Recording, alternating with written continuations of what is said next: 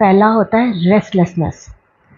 Anxiety ना कुछ हद तक तो सबके अंदर होती है और होना ज़रूरी भी है। आपके फटीक है आपने तो सबसे पहला पॉइंट है कि आपको अपनी समस्या को एक्नॉलेज करना पड़े। फीमेल्स के साथ भी ऐसा होता है कि जब वो 40s में आने लगती है और उनका पेरीमेनोपॉज शुरू होने लगता है ना, तो एंजाइटी लेवल बहुत बढ़ जाता है।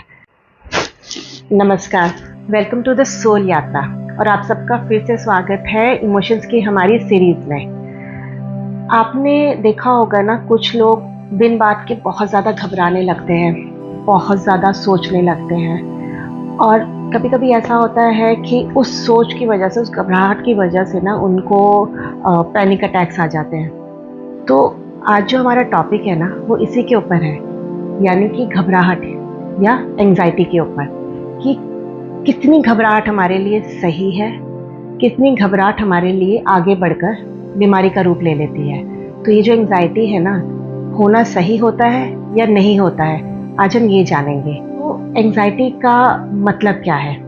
अगर हम देखें तो इसका तो सिंपल सी डेफिनेशन है कि फ्यूचर में जो चीज़ अभी हुई नहीं है, हम उसको सोच सोच के ना आज खराब कर रहे हैं। यानी हम उसके बारे में इतना नेगेटिव थॉट डाल रहे हैं कि हमारा आज का जो हमारा प्रेजेंट है वो खराब होता जा रहा है। तो आपने देखा होगा ना कि हमारे घर में कई लोग ऐसे होते हैं जो छोटी सी बात को लेके इतना ज़्यादा सोचने लगते हैं कि वो फ्यूचर में जो अभी हो भी नहीं रहा ना, उसकी वजह से वो अपना और अपने घर वालों का ना सारा का सारा प्रेजेंट खराब कर देते हैं। तो एंजाइटी उस हद तक खराब हो सकती है। तो आज का जो हमारा टॉपिक है ना इसके ऊपर, तो आज हम ये जानेंगे कि एंजाइटी कितनी हद तक ठीक है, पर किस हद के बाद वो बीमारी में बदल जाती है। अगर ये एंजाइटी इतनी खतरनाक है तो हमारी बॉडी में होती क्यों है, इसका पर्पस क्या है? एक्चुअली एंजाइटी ना कुछ हद तक तो सबके अंदर होती है और होना ज़रूरी भी है। अगर हमारे अंदर एंजाइटी नहीं है, हमें किसी चीज़ की घबराहट नहीं है, तो हमारे ब्रेन को ना हमारा बॉडी अलर्ट नहीं करता कि अगर अभी तुम आग के पास हो और हमारे अंदर कोई एंजाइटी नहीं है, हमें कुछ नहीं फ़र्क पड़ रहा, हमें लग रहा है कि हम बच्चे की तरह हैं। जैसे बच्चों के अंदर आपने देखा होगा ना कि किसी चीज़ की शुरू में एंजाइटी नहीं होती, वो हर चीज़ को महसूस करना चाहते हैं, हर चीज़ को पकड़ना चाहते हैं, चाहे वो उनके लिए सही हो या नहीं हो। तो ये जो एंजाइटी है, ये घबराहट है ना, ये उस चीज़ को अलर्ट करने के लिए होती है कि हमें पता होता है कि भाई ये आग है, मुझे आग में हाथ नहीं डालना है, नहीं तो मेरा हाथ जल जाएगा, या मैं बहुत ऊंचाई पे खड़ा हूँ या खड़ी हूँ और मुझे उसमें से नीचे नहीं कूदना है, नहीं तो बहुत नुकसान हो जाएगा। और अगर हमें एंजाइटी नहीं होगी ना, तो वो हम हर तरह के एडवेंचर करेंगे जिससे हमें ना नुकसान हो सकता है। जैसे बहुत फुल स्पीड पे गाड़ी चलाएंगे, हमारे अंदर एंजाइटी नहीं है, हम नहीं सोच रहे, हमारे अंदर वो इमोशंस ही नहीं जागे हैं कि भाई तुम्हें इससे नुकसान हो सकता है या किसी और को नुकसान हो सकता है, हम बेफिक्र हो जाएंगे कि सब चलता है। तो जो एंजाइटी है ना, वो हमें फाइट और फ्लाइट के मोड में डालती है कि इस काम को करने पे तुम्हें फाइट करनी पड़ेगी, बिकॉज ये तुम्हारे भले के लिए है। और किसी काम को देख के लगता है कि नहीं, ये तुम मत करना, बिकॉज इससे तुम्हें नुकसान हो जाएगा, बहुत सारे लोगों को नुकसान हो सकता है, तो तुम फ्लाइट कर लो, यानी कि तुम इसे छोड़ दो और चले जाओ। तो यहाँ तक तो एंजाइटी का होना बहुत ज़रूरी है, ताकि हम अवेयर रहें कि हम क्या गलत कर रहे हैं, क्या गलत नहीं कर रहे हैं। तो ये एंजाइटी खतरनाक कब हो जाती है? ये खतरनाक तब हो जाती है जब आप 24 घंटे ना फाइट और फ्लाइट के मोड में रहें। यानी कि अब आपकी बॉडी 24 घंटे आपको सिग्नल दे रही है कि हर चीज़ जो हो रही है ना, वो खराबी हो रही है, हर चीज़ में आपको डर लगने लगता है, आपके अंदर बहुत ज़्यादा फियर्स इकट्ठे होने लगते हैं, आपके अंदर अविश्वास होने लगता है कि आप लोगों पे विश्वास करना छोड़ देते हैं, आपको लगता है कि कोई भी काम सही नहीं हो रहा, अब फ्यूचर एकदम बेकार हो चुका है, फ्यूचर में तो कुछ रखा ही नहीं है। यानी आप पूरा वक्त 24 घंटे ना स्ट्रेस में रह रहे हैं। और थोड़े समय बाद ना लोगों को उसकी आदत होने लगती है और उन्हें लगता है कि ये तो सब कुछ नॉर्मल है, पर उसका असर ना हमारी बॉडी पे दिखने लगता है और बॉडी ना कुछ डिफरेंट तरीके के सिग्नल देने लगती है। तो अब हम जानेंगे ना कि वो सिग्नल क्या है। एंजाइटी के ना वैसे तो बहुत सारे लक्षण होते हैं, पर उनमें से कुछ प्रमुख होते हैं जिनको हम खुद नोटिस कर सकते हैं। पहला होता है रेस्टलेसनेस। अगर आप 24 घंटे आराम से नहीं बैठ पा रहे, चलते जा रहे हैं, काम करते जा रहे हैं, बैठते ही आपके अंदर एक घबराहट आनी शुरू हो रही है, तो फिर दोबारा से आप खड़े हो रहे हैं और फिर दोबारा से चलना शुरू कर रहे हैं, या किसी चीज़ में अपना आपको डुबोए रख रहे हैं कि भाई मुझे ये करना है, अदरवाइज़ मैं जैसे ही बैठूंगा ना मुझे घबराहट होनी शुरू हो जाएगी। तो ये जो रेस्टलेसनेस है ना, ये इसका सबसे पहला सिम्टम है। अब दूसरा है इंसोम्निया, यानी कि रात को बहुत लेट नींद आती है, या नींद आ तो जाती है पर 2-2 घंटे में वो खुलती रहती है। तो ये हो गया इंसोम्निया का लक्षण। तीसरा होता है पैल्पिटेशन, कि हार्ट बीट ना बहुत जल्दी जल्दी बढ़ जाती है। आपने जैसे ही कोई ऐसी सिचुएशन देखी कि जिसमें आपने अज्यूम किया हुआ है कि भाई ये सिचुएशन ख़राब है, तो आपका ना हार्ट बहुत तेज बीट करना शुरू कर देगा, नॉर्मल स्पीड से ज़्यादा हो जाएगा। और अगर ये ऑन एंड ऑफ अपने आप होना शुरू हो जाए, यानी कि अब आप सोच भी नहीं रहे हो या ऐसी सिचुएशन में हो भी नहीं, अपने आप सडनली वो हार्ट बहुत ज़्यादा बीट करना शुरू हो गया, पैल्पिटेशन बढ़ गई और पसीने आने लग गए, तो ये भी एंजाइटी का ही एक लक्षण है। फटीकनेस का लक्षण, यानी कि आप बिना बात के फटीक हैं, आपने ज़्यादा काम नहीं किया, आपने कुछ नहीं किया, आप शायद रेस्ट करने के लिए ही बेड पे क्यों ना आए हो, पर आपके अंदर बहुत फटीकनेस है। और वो फटीकनेस क्यों हो रही है? ओवर थिंकिंग से, कि एक ही बात को ना बार बार बार बार बार बार सोचे जा रहे हैं। तो यहाँ पे क्या हो रहा है? ब्रेन फटीक हो रहा है, और ब्रेन फटीक हो रहा है तो आपकी बॉडी फटीक हो रही है, बॉडी फटीक हो रही है तो आपके अंदर ना कुछ करने का जोश खत्म होता जा रहा है, पर वो एंजाइटी लेवल बढ़ता जा रहा है। तो यहाँ पे जो ये जो 4-5 मैंने आपको लक्षण बताए ना, ये क्लासिक लक्षण है एंजाइटी के। ये तो था कि हमें क्या क्या सिम्टम्स हो सकते हैं, पर अब हम ऐसा क्या करें कि अब हम एंजाइटी से ना कोशिश करके खुद से रिलीफ पा सके। तो सबसे पहला पॉइंट है कि आपको अपनी समस्या को एक्नॉलेज करना पड़ेगा, उसे स्वीकारना पड़ेगा कि हाँ मुझे ये प्रॉब्लम है। अगर आपने वो नहीं स्वीकारा ना, तो कोई आपकी हेल्प नहीं कर सकता, क्योंकि पहली शुरुआत जो हेल्प की है ना वो खुद से ही होगी। और अगर हम उस चीज़ को नहीं समझेंगे ना कि हमें ये दिक्कत आ रही है, हम उसका सोल्यूशन भी नहीं ढूंढेंगे।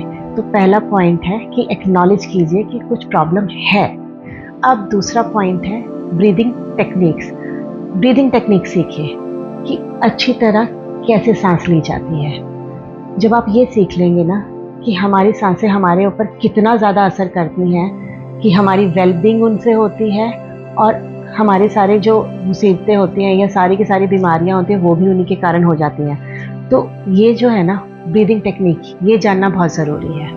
तीसरा कि अपने आप से ना एक सबसे बड़ा क्वेश्चन कीजिए कि मुझे जो ये अभी प्रॉब्लम हो रही है, या मैं जिस प्रॉब्लम के बारे में इतना सोच रहा हूँ कि फ्यूचर में ये हो जाएगा या फ्यूचर में ये गलत हो जाएगा, वो गलत हो जाएगा, तो क्या मैं उस प्रॉब्लम को सॉल्व कर सकता हूँ? तो अगर लगता है कि हाँ मैं तो कर सकता हूँ, तो आपकी तो सॉल्यूशन मिल गया कि आपके पास तो उसका आंसर है। तो जब आपके पास आंसर है कि आप उसे ठीक कर सकते हो, तो उसके बारे में इतने सोचने की ज़रूरत ही नहीं है। और अगर आंसर आता है कि नहीं कर सकते, कोई भी सिचुएशन आ जाएगी, मैं इस प्रॉब्लम का सॉल्यूशन नहीं निकाल सकता, फिर तब भी मत सोचिए। जब आपके पास कोई आंसर ही नहीं है, परेशान हम क्यों होते हैं? परेशान हम इसीलिए तो होते हैं ना कि हमें वो आंसर नहीं मिल रहा होता, और जब वो आंसर है ही नहीं तो फिर हम परेशान क्यों हो रहे हैं? तो यहाँ पे ना ये 3 टेक्निक्स तो बहुत ज़रूरी है। और चौथी है माइंडफुलनेस की। अब ये माइंडफुलनेस क्या होता है? आपने बहुत जगह देखा होगा माइंडफुलनेस मेडिटेशन, कि आप माइंडफुलनेस मेडिटेशन कीजिए, पर वो होती क्या है? अपने आप को ना प्रेजेंट में रखना, कि जो भी चीज़ चल रही है, जो भी मेरे साथ हो रहा है, मैं उसको एज इट इज़ देख रहा हूँ, मैं उसके साथ अटैच नहीं हो रहा, मैं उसे कैच नहीं कर रहा, मैं उसे पकड़ नहीं रहा कि उसको पकड़ के ना उसकी एक ट्रेन बना दूँ कि हाँ नहीं, मैंने तो ये थॉट पकड़ लिया, अब मुझे इसी के बारे में सोचते रहना है। थॉट आया चला गया, आया चला गया, उसके साथ ना अपने आप को अटैच नहीं करना है। तो ये होती है माइंडफुलनेस। अपने रूटीन में ना एक्सरसाइज ज़रूर इन्वॉल्व कीजिए, चाहे वॉक कीजिए, योगा कीजिए, जिम जाइए, पर किसी तरह की एक्सरसाइज ना पूरे दिन में 60 मिनट्स का तो ज़रूर रखिए।